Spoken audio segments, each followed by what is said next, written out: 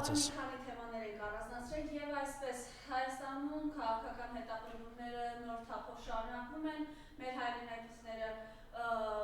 Բաքվի բանտերում են խոշտանգում, Հայաստանի բանտերում են ըստեյության խոշտանգում, այն ամենը ինչ այսօր տեղի ունենում եւ ձեր թիմի նկատմամբ, եւ մյուս թիմերի եւ մյուս անհատների նկատմամբ, մենք տեսնում ենք օրինակ հեծի օրինակով խլեցին նաեւ արդեն Գագիկ Ծառուկյանի պատկանող Արարատ ցեմենտը, հպարտանում են դրանով, կուլակաթափությունով են իրենց հպարտանում, մի հատ էլ օրինակ էկոնոմիկայի նախարարը այս վարակայում սպառնում է Արարատ ցեմենտի աշխատողներին, որ ձեր գործը կանեն կամ ազատում դիմադրել կամ քրեական վարչական վարույթ կնախաձեռնվի ձեր դեմ։ Խնդրեմ այս ամենի հետ կապված ձեր խոսքը։ Այն որ այսօրվա իշխանությունները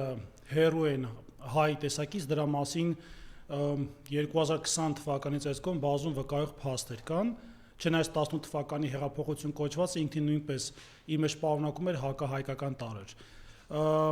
Ես գիտեք հերու եմ այն կարծիքից, որ այսօրվա իշխանությունների հիմնական նպատակը հայ ժողովրդի սոցիալական, տնտեսական, անվտանգային կյանքը բարելավելն է։ Ինչու եմ այսպես ասում, մի պարզ բանի պատճառով։ Այսօր Հայաստանի Հանրապետությունում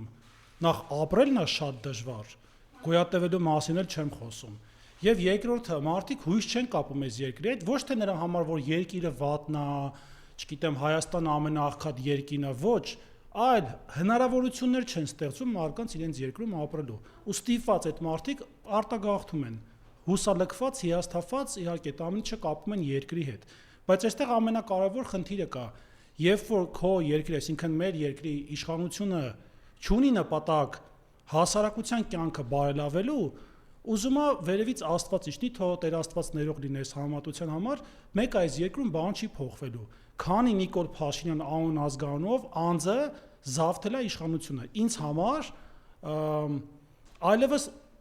համոզիչ այլ փաստարկ չկա, թե ինչու են մարդկանց զրկում աշխատանքից, մարդկանց բիզնեսները խլում իրանց ձեռքից ու հետո բողոքում, որ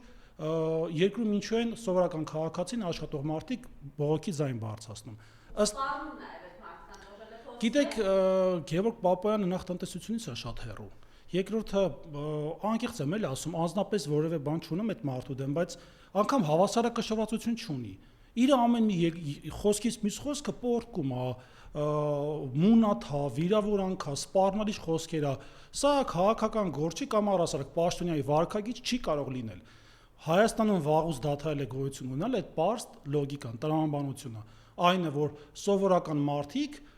մարդկանց համար այդ պաշտոնը ոչ թե նախարար դառնաս ու այդ աթոռը գրկես նստես մարդկանց վրա մատ թափտաս, այլ մարդկանց ծառայես, մարդկանց աշխատանքից չզրկես։ Այսօրվա ապօրինությունները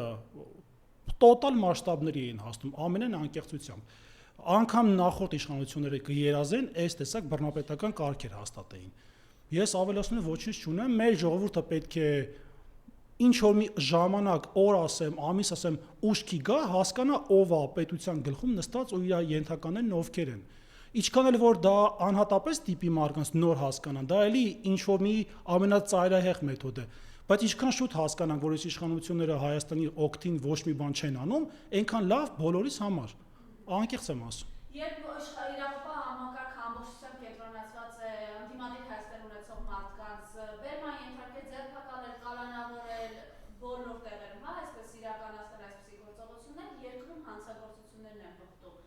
Օրը ցերեկով Արաբկիր, Էրեբունի, Մուրացանում, Կրակոստեր մարդ է սպանում։ Միջից այսօր օրինակ միջադեպ ա եղել, որի հետևանքով ծեծվել է ՔՊԱ-կանի եղբայրը Կոնջորյանի։ Խնդրեմ այս ամեն ինչի ինչ մթնոլորտում։ Տեսեք,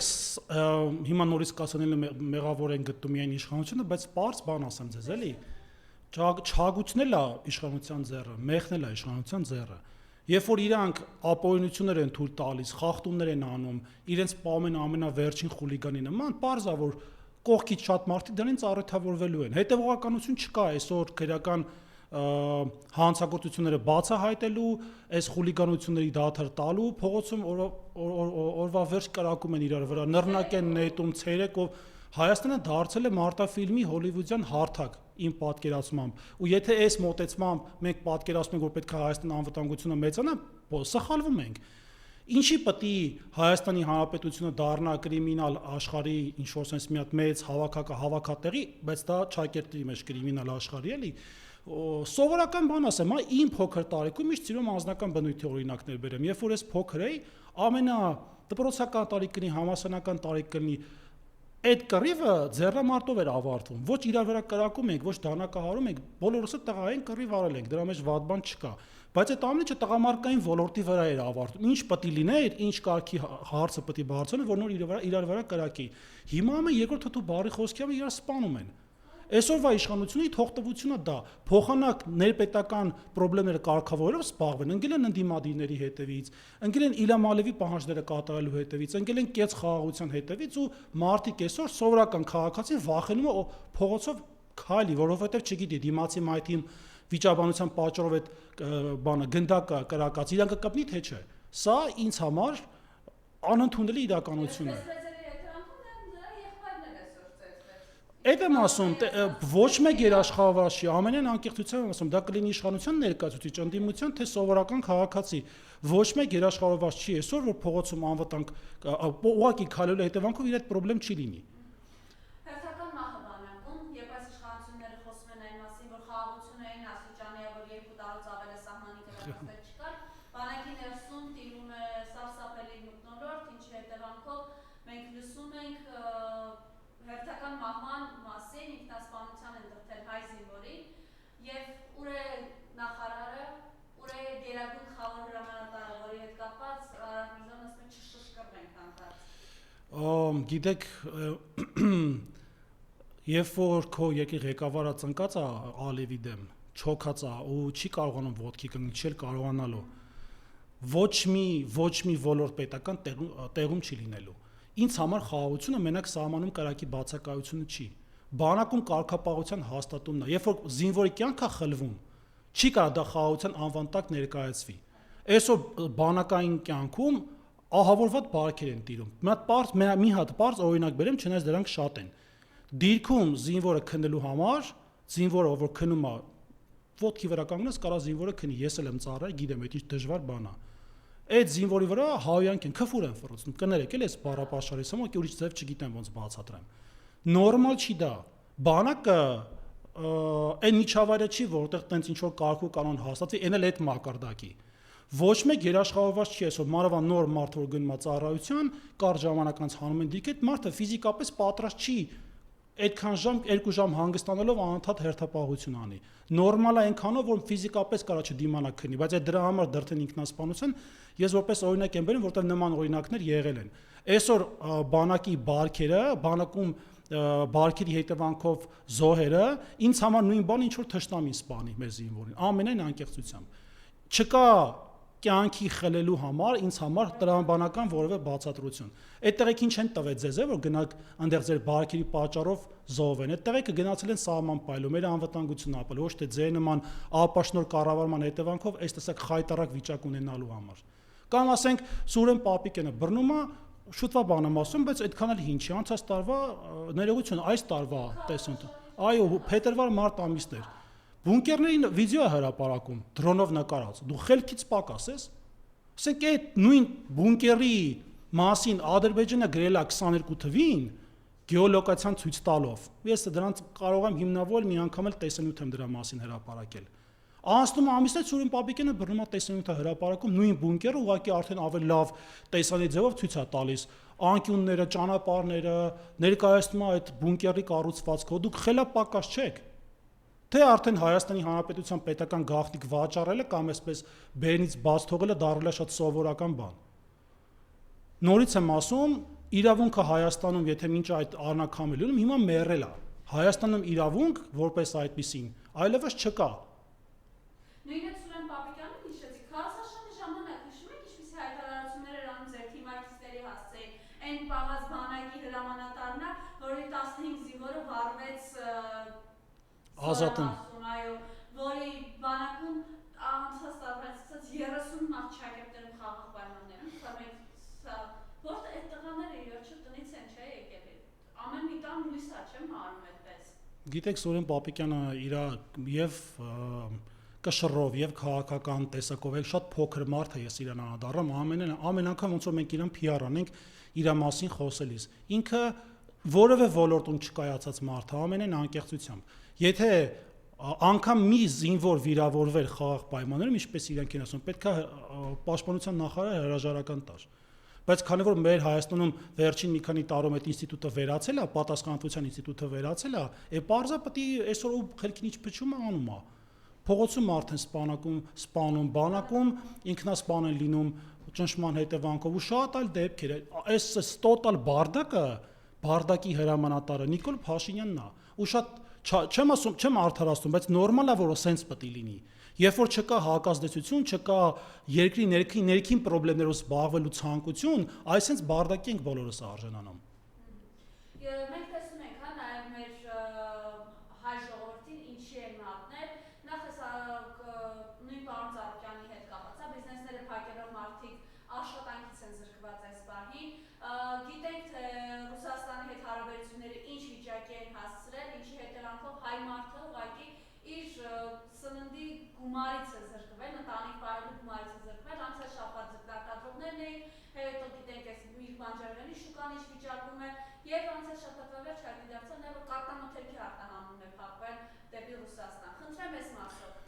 Յուրաքանչյուր հարց, որը կապված է Հայաստանի տնտեսությանը, անվտանգությանը, ներքաղաքական զարգացումներին, հարգելի հայրենակիցներ, կառավարելի այդ օղակը, այդ ռուլը, այդ ղեկը պետության ղեկավարի ձեռքում է, Նիկոլ Փաշինյանի ձեռքում է։ Ոնց մանևրումը հայտնվում է մի հատ ավելի խորը փոսի մեջ։ Ես միշտ կողմնակից եմ եղել յուրաքանչյուր հարցը դիվանագիտական ճանապարհով լուծելուն։ Երբ որ դու ունես խնդիրներ, անպայման չի դա բարձրաձայն ես, վիրավորական արտահայտություն անես, մի հատ թիմի անդամների սանձերը քաշի, նստեցրա մի սեղանի շուրջ, ասա լեզուներդ կարճ պահեք։ Ամեն անգամ, երբ որ ձեր թիմից մեկը կամ հենց անձամբ դուք հայտարարություն եք անում որևէ պետության հասցեի վատ առումով, դա մեր ժողովրդի գլխին է գալիս, ձեր գլխին չի գալիս, դուք պետական ապարատի հարկերով եւ ամեն ինչով ապրում եք։ Այդ ձեր գրպանին չի կպնում, սովորական քաղաքացու գրպանին է կպնում։ Ու ձեր ոչ հաշվետվողական լինելը բերում է նրան, որ այսօր ծաղիկ-ծախող մեր հայրենակիցներն են լիքը ածեներական փակման եզրին են։ Հիմա կատնամթերքին հարվածը հասել, դրանից առաջ գազավորված ըմպելիքներին էր հարվածը հասել ու այսպես շարունակ։ Ու գիտեք ինչ եմ նկատել, իշխանական քարոզիչները արդեն քանի օր է տարբեր հարթակներով ու հատկապես ոչ տնտեսագետ մարդիկ, ինչը ամենածիծաղալունն է, էլի, համատությունն են ԵԱՏՄ-ի շահութաբերության եւ ԵՄ-ի միջեւ, ինչոց շատ ներողություն է, անգրագետ համատություններ անեմ, ես տնտեսագետ չեմ մտնի այդ խոսույթի մեջ, իմ գործընկերը Հայկը Ֆարմենյան դրա մասին շատ լավ խոսել է։ Եթե մենք այդ մարդիկ, որ տենց քարոզ են անում, փողի դիմաց են անում, գրպանները լցնելու համար են անում, թքած ունեն սովորական քաղաքացու խնդիրների վրա։ Թքած ունեն մարդ հետ որ սովածա քնում թե չէ։ Ու եթե մենք այսօր այս հարցին մոտենում ենք կարճ մտածողությամբ, այդ մարդիկ կան փաստորեն։ Մարկանց ուղիղները լցնում են, որ դե ավելի լավ է ԵԱՏՄ-ից լինենք։ Վաղը մյուս օրը սովեղ ավելի ռուսներին են մեղադրելու։ Հարգելի հայրենակիցներ, մեզ կընտրեք, թե մեզ չեք ընտրի, մեզ կսիրեք, թե մեզ չեք սիրի, կա մի հատ պարզ ճշմարտություն։ Կամ ձեզ են ասենց մանադրամի տեղ տալու գնաք, սոված մնաք, բիզնեսներդ փակեք, աղքատանաք, ձեր երեխաները սոված մնան, կամ Նիկոլ Փաշինյանը պետքա հեռանա։ Մի հատ հարց տամ, էլի, բավական չի ձեզ թույլ տաք, որ ղեկավարությունը այսօրվա իշխանության ժողովրդական խոսքով ասած էշի տեղ դնի։ Քանի անգամ կարան խաբեն, քանի անգամ կարելի է սուտը կուլ տալ, ամենայն անկեղծությամբ։ Ես կարամ խաբվածել եմ 1 անգամ, 2 անգամ, բայց 3, 4, 5, 6 ու այդպես 10-ից էլ ավել անգամ, դա արդեն խնդրեմ է ստեղծում։ Խնդրեմ է ստեղծում ձեր իսկ ընկալելիությունը ձեր անձի հանդեպ։ Ես այսպես ամենայն անկեղծությամբ եմ ձեր հետ զրուցում։ Երբ որ դուք թույլ եք տալիս, որ մի ղեկավար ձեզ ընտրություններից առաջ կլինի, ընթացքում կլինի, ամեն անգամ մի հատ վատ բան անելուց հետո մի հատ անիմաստ արտահայտությամբ փորձում է իրավիճակը, այսպես ասած, ծվաղի, բայց արդյունքը ավելի վատն է։ Դուք էլ նորից այդ մարդու ասացին հավատում եք։ Պարզ բան ասեմ։ Շատ հաճախ երբ որ գալիս են ասում են, դե Նիկոլ Փաշինյանը հերքել է, 3000 ադրբեջանցիներ չեն գալու։ Մի հատ պարզ բան էլի ժողովուրդ ջան, 44 օր ձեզ խաբել է։ Խաղաղություն էր խոստանում 21 թվականին 3 հատ պատերազմ է բերել։ Մինչև այդ ասում են, որ Թուրքիան ցեղասպանությունը ուզում է շարունակի, այսօր Թուրքիայի հետ հարաբերություն են հաստատում։ Հարգելի ամենապարզ բանն եմ ասում, որ ափաշքարա բոլորիս վրա այրվածող հանգամանքներն եմ ասում։ Եթե մենք դա էլ պետք է անտեսենք, ասենք դե լավ, ինչ մեղավոր է Նիկոլ Փաշինյանը, մեղավոր է Պողոսը, Պետրոսը, Մարտիրոսը ու բոլորը, բացի իրենից։ Ուրեմն չպետք է բողոքենք այն իրականությունից, որը մենք հիմա ունենք։ Սա, այսպես ասած, հետ վճարն է, անգլերեն լավ խոսք է, ուղղակի չգիտեմ, մեզ payback հասվածն է, որ դու պետք է հետ պարքդ վերադարձնես։ Պարքի վճարման հետ վերադարձի process-ն է։ Դու սկզբում պետության ղեկավարի մասին է խոսքը։ Ատելության խոսք ես տարածում, վիրավորական հայտարարություններ ես անում, սպառնալից չակերտների մեջ խոսքեր ես ասում, վերջում քո ապրանքները արգելում են մուտքից, ասում են ինչ են արգելում ապրանքներս Ռուսաստանում վաճառվի։ Է պարզ չի որ ղեկավարը անողնաշարի մեկն է, չունի պարզ ընկալություն, որ իր ժողովուրդը պետք է ամեն բան անի իր ժողովրդի համար, իր կյանքից էլ ներդնի, որ ժողովուրդը լավ ապրի։ Այս սա է իրականությունը, Մարիամ ջան, ես Բայց դրա փոխարեն լավ են ապրում իրենք 5 միլիարդ պարգևավճար են դուրս գրել կամ 13 միլիոն դոլար։ Խնդրեմ։ Իդեպ ասեմ, որ ուժեղ Հայաստան դաշինքը պարգևաճարներից հրաժարվելու է, դրա մասին արդեն եղել է հայտարարություն, այո, եւ մենք կարծում ենք, որ Հայաստանի Հանրապետություն պարգևաճար պետք է ստանա պաշտոնը միայն այն պարագայում, երբ որ Հայաստանում աղքատության տոկոսը 10% կլինի։ Երբ որ ժողովուրդը իր բիզնեսը ունեցվածքը այս չի տանի թափի զիբիլը, աղբարկղը չի թափի։ Կամ օրինակ փողոցում, որ նկատենք արդեն ինչ-որ սովորական բան է դառել, ամեն մոտավոր հաշվարկ եմ ասում, ամեն 4-ը կամ 5-րդը փող է մորում։ Շատ շատացել է մեր երկրի սոցիալ-տնտեսական վիճակները, վատացել է շատ։ Ու եթե մենք այսքանից հետո պետք է համակերպենք այս իրականությամբ, ուրեմն հալալա մեզ, հասնում է մեզ, այսպես պետք է ասեմ։ Ինչ վերաբերվում է պարգևաճարներին, դա եմ ասում, այս մարդիկ պետության ժողովրդի տված հարկերի հաշվին մի քիչ ավելի էլի առօրյա խոսակցական խոսք իրարեմ, հով ապրում են, առանց խնդրեմ ապրում են, վճարումը դրա համար հասարակ ժողովուրդը, հասարակ քաղաքացին, հասարակ գյուղացին։ Ես որ գյուղերում այցելություններ էի կատարում, տեսնում եմ մարդկանց չարչարանքը ու ապրելու հնարավորությունները, տունը մնացածը, անկեղծ եմ ասում, լացս գալիս էր։ Միջավայրից ինչ վիճակ է, մարզային այցերի հետ կապացա, մենք տեսնում ենք, նաև դուք իրականացնում եք նախընտրական քարոզարշավի ժամանակ այն ծրագրերը, որի մասին բարձրաձայնել եք, այս ամենը փորձում եք իրականացնել, խնդրեմ այս ամենը, ինչ հարցերով են դիմում։ Տեսեք, մեր համար առաջնահերթը եւ ամենակարևորն է մեր խոստման տեր լինելը։ Բայց քանի որ ունենք այսօրվա իրականություն իշխանություն չենք, բայց միևնույն ժամանակ ունեցել ենք տարածքներ, գյուղեր, քաղաքներ, որտեղ մեր ուժը մեծամասնական ձայն է հավաքել, մենք մեր քաղաքական խոստման տերն ենք լինելու։ Հիմա կասեն բաժանում եք անում, բնավ ոչ։ Այսօր կա տղամարդու խոսք, տղամարդը մի բան ասում է, պետք է անի։ Մենք խոստացել ենք իշխանության գալու դեպքում բարելավել Հայաստանի տնտեսական հարցերը, մեզ չվստահեցին ինչ-որ քաղաքացիներ, մենք այդ իրենց որոշումը հարգում ենք, բայց մենք գնում ենք մեր խոստման ետևից։ Մեր տնտեսական ծրագրերը իրականացնում ենք այն քաղաքներում, գյուղերում եւ այլ բնակավայրերում, որտեղ մեզ վստահության ձայնը մեծ ա եղել, այսինքն այդտեղ հաղթել ենք, փոքր հաղթանակ ենք տարել։ Եվ հիմա մեր այդ խոստումները կատարելու ժամանակն է եկել եւ իհարկե դա շարունակական է լինելու։ Ոնց ենք դա անում։ Առաջի հերթին մենք մոտավոր գիտենք այդ գյուղում ինչ խնդիրներ կա, բայց որպեսզի ամեն ինչ ավելի արդար լինի, նախընտրում ենք տեղի ժողովրդի հետ հանդիպում քննարկում ունենալը։ Մարդկանց հետ զրուցում ենք, արձանագրում ենք խնդիրները, հիմնականում մարդիկ բողոքում են աշխատատեղ չունենալու, գյուղմթերքը եւ մթերելու եւ վարուցանք անելու մասով եւ իհարկե մարդկանց սոցիալական հարցերը։ Փորձում ենք մեր խոստացած քաղաքական խոստումների տրամաբանության ներքո հարցերի լուծում իրականացնել։ Եվ դրա վառ օրինակը կոմբայն էր, որը գնվել է ուրեմն բարեգործական հիմունքներով եւ նվիրվել է համայնքին, որպեսզի մեր հայրենակիցները չգնան օրինակ Գեղարքունիքի մարզի Ստեփանավանի մասին է խոսք եւ հարակից գյուղերի։ Չգնան Գեղարքունիքից կոմբայնը վարձով, այն ժամանակ տենց են անում։ Գեղարքունիքի մարզից Ստեփանավանը ուր, Գեղարքունիքը ուր։ Կոմբայնը վարձում էին նախ այդ ճանապարհը ծախսը, հետո կոմբայնը վարողի աշխատավարձը, հետո դիզելի աշխատավարձը, պլյուս այդ կոմբայնը, որ հավաքում էր բերքը կամ առհասարակա զբաղվում էր գյուղատնտեսական հարցերով, վնասով էր դուրս գալիս։ Ինքն ընդդեմ վնասի տոկոսը բավական մեծ էր, այն էլ երևի թե տեխնիկայի հնության պատճառն է այդպեսին։ Դա որպես մի պարզ օրինակ։ Երկրորդը արդեն գործում է անվճար տրանսպորտ։ Մենք գնացել ենք Գյուլաքարակ, Ստեփանավան եւ հարակից այլ գյուղեր, Կուրթան եւ մնացած այլ գյուղեր, այնտեղ գյուղացիները բողոքում էին, որ տրանսպորտ չկա։ Այսինքն եղել է, հիմա չի գործում, մարդիկ, ասենք, աշխատանքի են գնում, ուսանողները դասի են գնում, աշակերտների մասին է նաև խոսքը։ Ու սովորական մարդիկ ինչ որ հարցով այլ գյուղ պետքա գնան, տաքսի են վարձում, որը ըստ էության շատ մեծ գումար է կազմում, չեն կարողանում ամեն օր այդ հարցով տաքսով գնան գան։ Դրա համար մեր կողմից հիմա տրամադրվել է անվճար երթուղի։ Մարդիկ էլի որը ոչ մի գումար չեն վճարում, այդ անվճար երթուղին մարդկանց տեղափոխում է A կետից B կետ եւ ետ է վերադարձնում։ Պարզ բան ասեմ, այսօր գյուղացուտ ինչա պետք, մեր հարգելի հայրենակիցներին ինչա պետք, լավ պայմաններ։ Չեն ասում, բերեք մեզ ոսկիներ տվեք, հարստացրեք, մենք ոչ մի բան չանենք։ Ասում են, մեզ պայման տվեք, որ մենք այդ հողի վրա կարողանանք մեր տունը կառուցենք։ Բոլոր իմաստներով։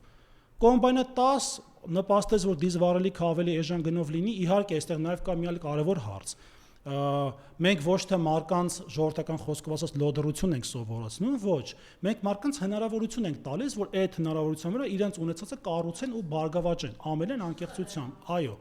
Եվ Սամվել Կարապետյանն, ուժեղ Հայաստան դաշինքի ղեկավարը եւ ուժեղ Հայաստան կուսակցության ղեկավարը այդ մղումով այս տարիների ընթացքում, այս 30 եւ ավել տարի, այդպես է մարկանց օգնել։ Պարզապես հիմա որ քաղաքական դաշտում ենք, դա ավելի ակնհայտ է երևալու, երևում է եւ երևալու է։